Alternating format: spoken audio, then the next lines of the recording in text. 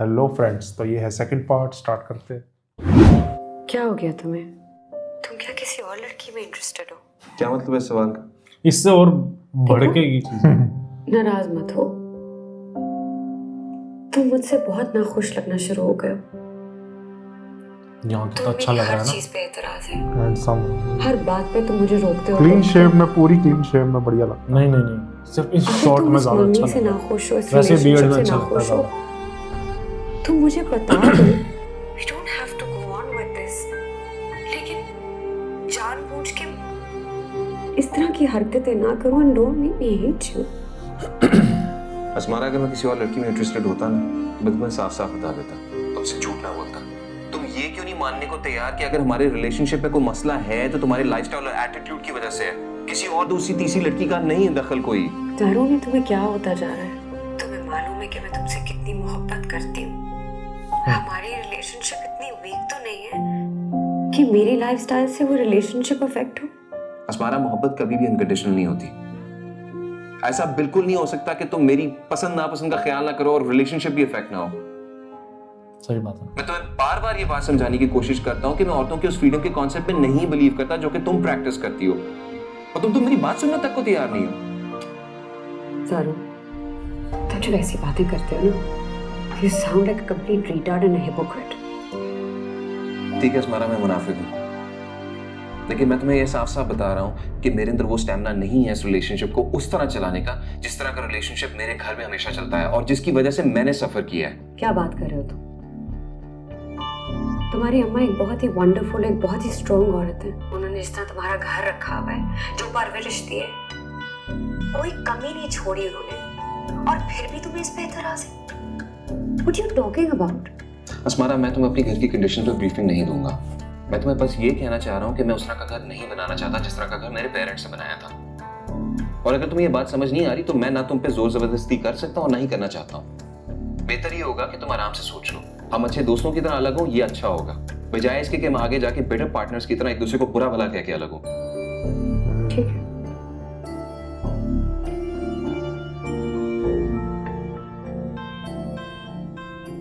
Dad आपने बुलाया था? हाँ, आओ। पर कहीं जाना वाना तो नहीं? नहीं, फिलहाल तो नहीं। गुड। इब्राहिम का फोन आया था। Oh, really? कैसे अंकल?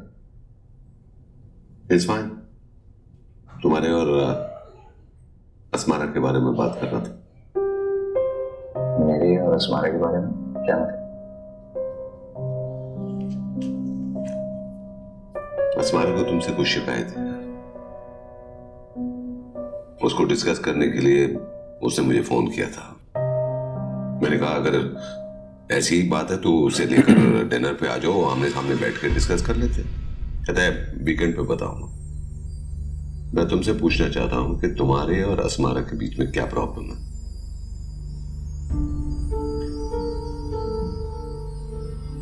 वही जो सारा फरहान के बीच है, और वही जो आप हो, वही जो आपके मामा के दरमियान है।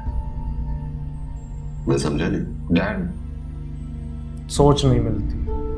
Asmara wants to live life according to her preferences अलग हैं, प्रायोरिटीज अलग वैल्यू से जिंदगी जीना चाहती है। मेरी मर्जी, मेरी पसंद नापसंद उसके कोई इंपॉर्टेंस नहीं रखती। ये चीज है। इब्राहिम का फोन सुनकर मुझे अफसोस हो रहा है तुम पर कि तुम असमारा पर पाबंदियां लगाते हो। वो अभी अपने माँ बाप के घर में है तो अपने माँ बाप के तरीके से रहेगी ना। जिस दिन तुम्हारे घर में तुम्हारी बीवी बनकर आएगी तो तुम्हारे तरीके से रहेगी। Sorry dad, but I don't think so. क्योंकि मुझे इस बात का 1% यकीन होता कि असमारा शादी के बाद मेरी मर्जी से रहेगी या इस घर के तरीके से।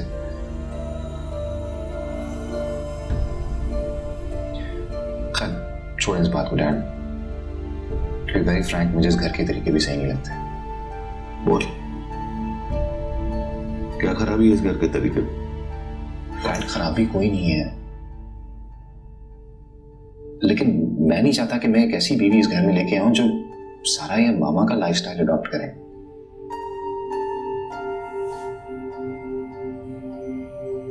डैड, जब पिछला 1-1.5 साल मैंने जॉब पे या ट्रेनिंग पे गुजारा है, उसमें मैंने बहुत सारी चीजें देखी हैं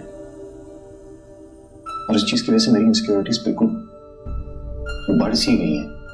मैं ये नहीं कह रहा कि मैं एक ऐसी बीवी इस घर में लाना चाहता हूँ जो कि इस घर की कैदी बन जाए, लेकिन मैं ये भी नहीं चाहता कि फ्रीडम के नाम पे वो मुझे अपना नौकर समझे। I think it will be better कि आप बैलेंस्ड अपने अप्रोच अंकल से ये सब बातें डिस्कस करें और मेरा पॉइंट ऑफ व्यू शेयर करें।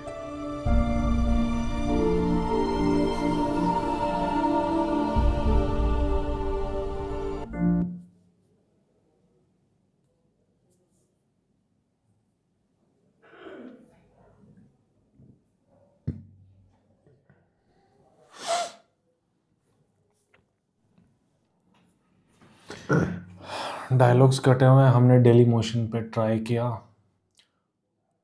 एकदम बहुत ही बेकार क्वालिटी में मिल रहे हैं। या तो आप लोग लिंक शेयर करो हर एपिसोड का, जो भी वीडियो आए उससे नेक्स्ट एपिसोड का लिंक शेयर कर दो कमेंट्स में, अच्छी क्वालिटी में डेली मोशन का, क्योंकि हम ट्राई कर रहे हैं, नहीं मिल पा रही। जो मिलती है बहुत ही थर्ड बहुत ही वो क्लास वैसी या क्वालिटी तो क्वालिटी कम मिलेगी या 3-4 पार्ट में होगी। मुझे तो ये समझ नहीं आता कि आपका बेटा इतना तंग नजर कैसे है। देखिए वो तंग नजर नहीं है, मगर कुछ मामलात को अपने लिहाज से सोचता है। हमारी तो इकलौती बेटी है, मैं कभी भी नहीं चाहूंगी कि हमारी बेटी की शादी ऐसे लड़के से हो जो शादी के बाद उसको घर से भी ना निकलने दे। नहीं समरा, वैसी बात भी नहीं है। मतलब ज़ारून इस तरह से तंग नजर नहीं है। अभी जुनैद कह रहे थे ना कि वो थोड़ा सा कंजर्वेटिव है, बस और कुछ भी नहीं। हम सारे मिलकर बैठेंगे, उसको समझाएंगे, आई एम श्योर वो समझ जाएगा। देखो शादी से पहले बहुत सारी चीजें कॉमन नहीं होती हैं, लेकिन शादी के बाद बहुत सारे मामला हल हो जाते हैं। शायद तुम बिल्कुल ठीक हो, लेकिन अगर शादी से पहले इतने प्रॉब्लम्स हैं तो शादी के बाद क्या होगा।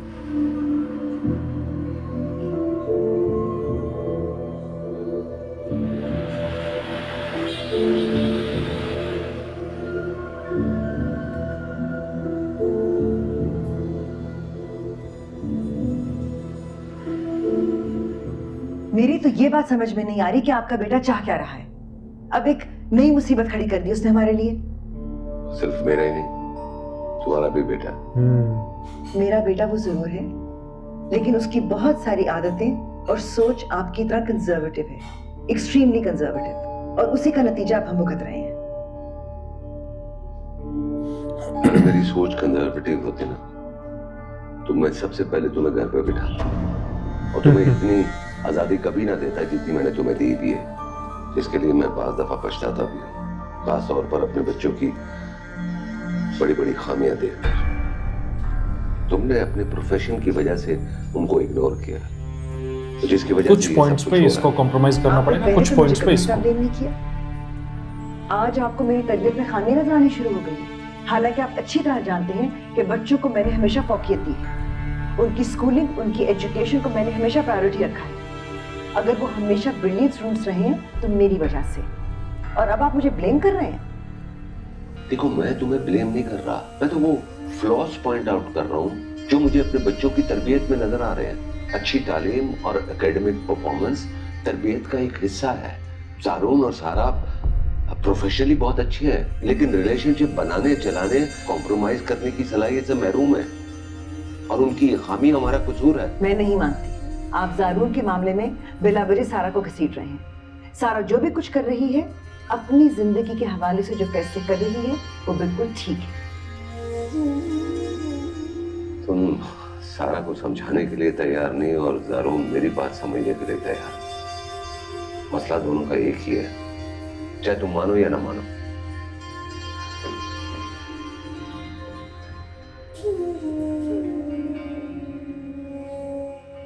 फरहान, मैंने बहुत दफा तुम्हें बताया कि मैं अपने आप को नहीं बदलूंगी तुम्हारे लिए। तुम्हें अपनी सोच बदलनी होगी। मुझे ऐसा लगता है विग लगा हुआ है सीरियसली नहीं लेते हो।